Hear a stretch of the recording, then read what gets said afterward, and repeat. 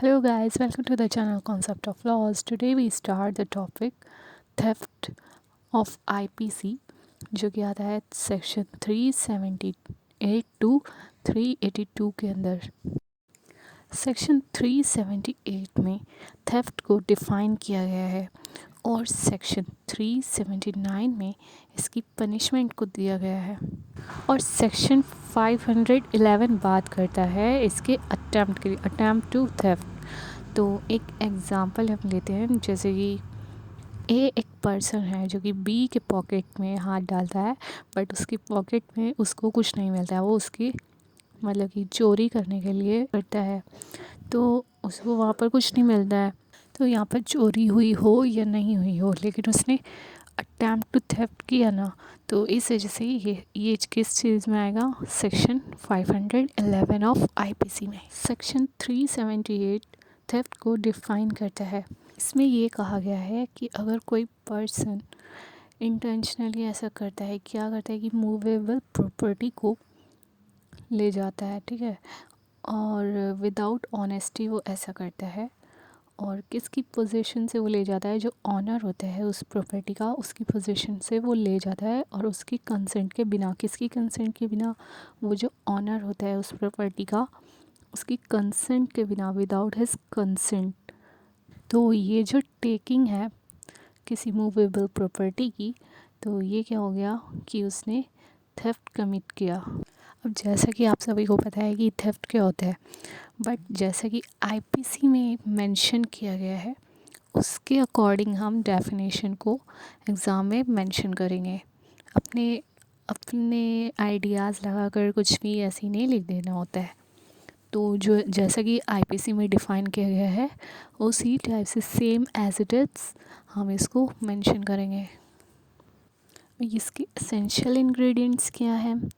पहला तो यही है कि यहाँ पर क्या होना चाहिए, डिसऑनेस्ट इंटेंशन होनी चाहिए उस इंडिविजुअल की जो कि वो प्रॉपर्टी ले जाता है, और सेकेंडली वो जो प्रॉपर्टी ले जाता है वो क्या होनी चाहिए, मूवेबल प्रॉपर्टी होनी चाहिए, और थर्डली वो जो प्रॉपर्टी ले जा रहा है वो किसकी प्रॉपर्टी होनी चाहिए, किसी अनदर पर्सन, कोई अनदर पर्सन उसका ऑनर होगा।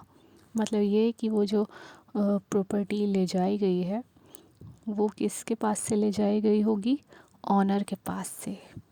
और फोर्थली उस प्रॉपर्टी पर वो जो ऑनर था उसका उसका पोजीशन होनी चाहिए, उसके पोजीशन से ले जाई गई हो, ठीक है। और फिफ्थली वो जो प्रॉपर्टी ले जा रहा है, मूवेबल प्रॉपर्टी उस ऑनर के पोजीशन से वो ले जा रहा है, वो उसमें ऑनर की कंसेंट नहीं होनी चाहिए, without his consent, without honours consent होने चाहिए। तो ये थे इसके एसेंशियल एलिमेंट्स। अब यहाँ पर जो ये वर्ड दिया गया है डिसऑनेस्ट इंटेंशन, अब ये क्या होता है, अब डिसऑनेस्ट इंटेंशन को मैलाफाइड इंटेंशन भी कहा जाता है, और इस मैलाफाइड इंटेंशन को मेंस रिया के फॉर्म में रिप्रेजेंट किया गया है। ये एक कोर एलिमेंट है थेफ्ट का, क्योंकि इसमें यहाँ पर क्या ज़रूरी होता है कि उसकी डिसऑनेस्ट इंटेंशन होनी चाहिए, मेंस रिया होना चाहिए, ठीक है, मतलब गिल्टी माइंड होना चाहिए उस पर्सन का, वो जो उस मूवेबल प्रॉपर्टी को ले जा रहा है, यहाँ पर क्या हो, उसका होना चाहिए कि मैलिफाइड इंटेंशन उसकी होनी चाहिए। और जो पेटिशनर होता है उसको ये प्रूव करना होता है, उस पर बर्डन ऑफ प्रूफ होता है कि मतलब कि कोई उसकी प्रॉपर्टी को डिसऑनेस्ट इंटेंशन के साथ ले गया है। तो यहाँ पर जो ये इंटेंशन है ये एक्ट करती है as a mental element.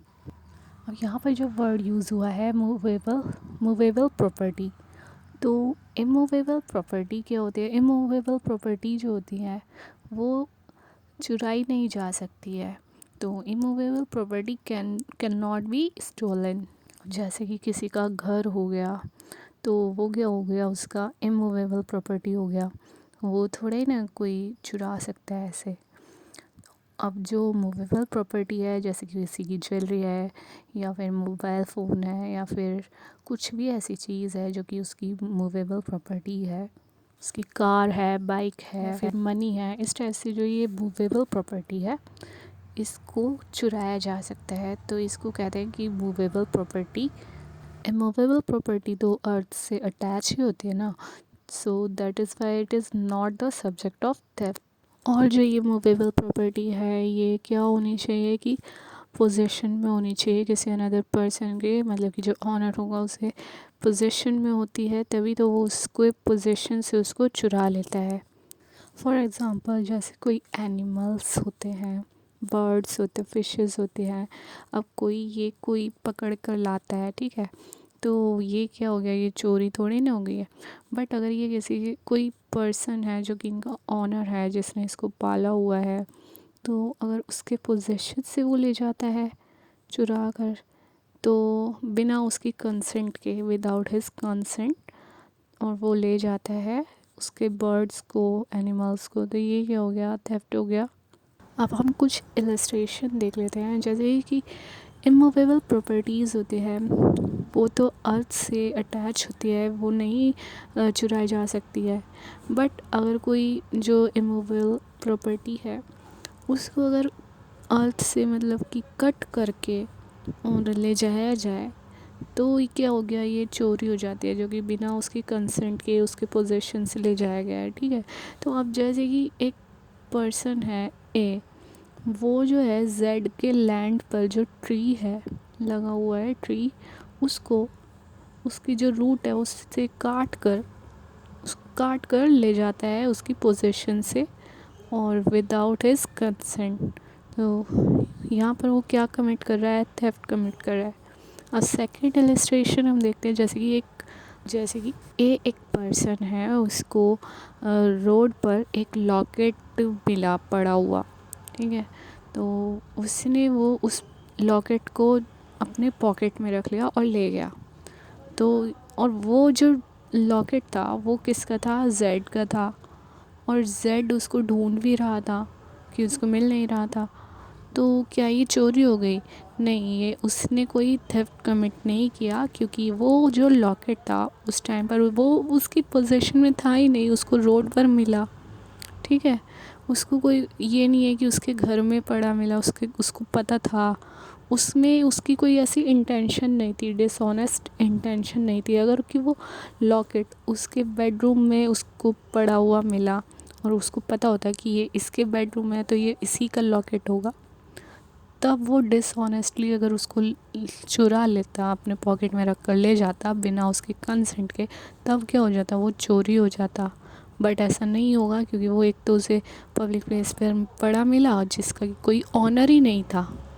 Main चीज़ क्या है यहाँ पर, उसकी कोई डिसऑनेस्ट इंटेंशन नहीं थी उस लॉकेट का, उसको पता ही नहीं था कि इसका ऑनर कौन है, और ना ही वहाँ पर कोई उसका पोजेशन था, वो किसी अनदर पर्सन का कोई पोजेशन भी उस पर नहीं था।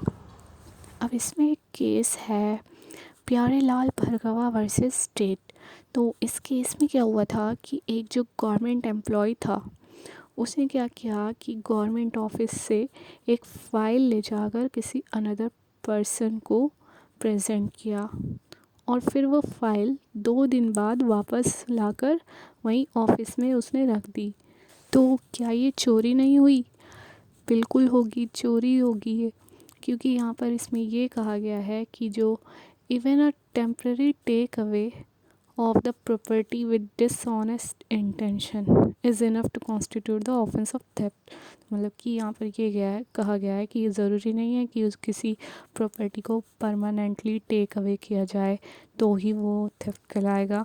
यहाँ पर कहा गया है कि अगर टेम्पररीली भी अगर किसी ने ऐसा किया है, कोई चीज़ विदाउट परमिशन ले जाई गई है, उसके पोजेशन से, ऑनर के पोजेशन से ले जाई गई है विदाउट ऑनर्स कंसेंट, तो ये क्या होगा कि ये थेफ्ट ही होगा, ये एक ऑफेंस होगा, offence of theft. Now we discuss punishment for the offence of theft, जो कि दिया गया है आईपीसी के सेक्शन 379 में। इसमें ये कहा गया है कि अगर कोई थेफ्ट कमिट करता है तो उसकी पनिशमेंट होगी imprisonment which can be extended, term which can be extended to a period of 3 years। या तो वो 3 years का उसको इम्प्रिजनमेंट होगा, या फिर उसको फ़ाइन होगा, या फिर उसको दोनों ही, फ़ाइन भी देना होगा और 3 years का उसको क्या होगा कि इम्प्रिजनमेंट भी होगा। नाउ वी डिस्कस सेक्शन 380 जो ये कहता है कि थेफ्ट इन ड्वेलिंग हाउसेस। अगर कोई पर्सन कोई ऑफेंस जो कि थेफ्ट ऑफेंस कमिट करता है, थेफ्ट कमिट करता है किसी बिल्डिंग में या फिर वेसल में, मतलब कि ड्वेलिंग हाउसेस में, वेसल में, तो जहाँ पर कि लोग अपनी प्रॉपर्टी को सेव रखते हैं, मतलब कि जैसे कि उनकी कस्टडी में होते हैं प्रॉपर्टी। सपोज़ जैसे कि किसी का घर है, वहाँ पर उसकी ज्वेलरी वगैरह रखी रहती है, मोबाइल फ़ोन वगैरह, उसकी जो प्रॉपर्टी है, मूवेबल प्रॉपर्टी है जो कि उसकी कस्टडी में होती है, वहाँ से अगर कोई उसके घर से अगर कोई चोरी करता है, थेफ्ट कमिट करता है, तो ये क्या होगा कि पनिशेबल होगा with an imprisonment of 7 years maximum. ज़्यादा से ज़्यादा क्या होगा कि वो 7 years का उसको इम्प्रिजनमेंट होगा, या फिर और उससे कम भी हो सकता है, और साथ ही वो फ़ाइन के लिए भी लायबल माना जाएगा। ड्वेलिंग हाउसेस का मतलब होता है जो बिल्डिंग्स होते हैं, जो रेजिडेंशियल एरियाज़ होते हैं, वहाँ पर जो लोग रहते हैं बिल्डिंग में, और वेसल्स होते हैं, और जो कि ये सब जो कि पीपल्स के थ्रू यूज़ किए जाते हैं, जो कि पीपल्स यूज़ करते हैं, वहाँ पर रहते हैं, परमानेंटली रहते हैं या फिर टेम्परेरीली भी रहते हैं।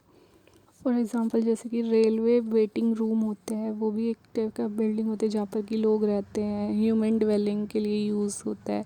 Theft of articles from the roof of a house, ये भी क्या हो सकता है कि इस सेक्शन में आ सकता है। नेक्स्ट सोचिए कि क्या होगा अगर कि कोई प्रॉपर्टी किसी सर्वेंट या फिर क्लर्क के थ्रू कोई जो प्रॉपर्टी है वो चुरा ली जाए।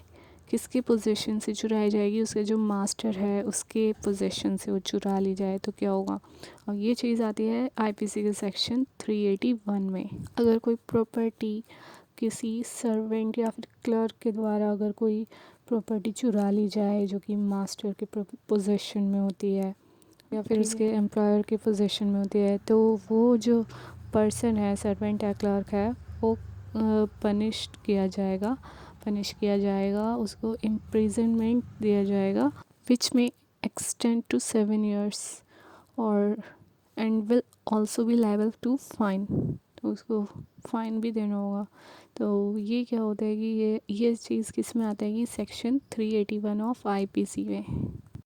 सेक्शन 382 क्या कहता है कि अगर कोई पर्सन चोरी करने के लिए, थेफ्ट कमिट करने के लिए, या फिर चोरी करने के बाद भागने के लिए, या चोरी की हुई प्रॉपर्टी रखने के लिए, या फिर उसके खुद के एस्केप को इफ़ेक्ट करने के लिए, जो कि वो थेफ्ट कमिट करता है उसके बाद वो एस्केप करेगा, इस चीज़ के लिए अगर वो ऑफेंस कमिट करता है तो इसके लिए उसको पनिशमेंट हो मिलेगा जो कि रिग्रेस इम्प्रिजनमेंट होगा 10 years का, और साथ ही वो पर्सन लायबल होगा फ़ाइन के लिए। So guys hope you like the video. मैं हूँ Amreen Khan, and if you want to watch other videos of IPC then click on description box for the link. Please subscribe my channel and like the videos, and also share the videos. See you again. Bye bye. Take care.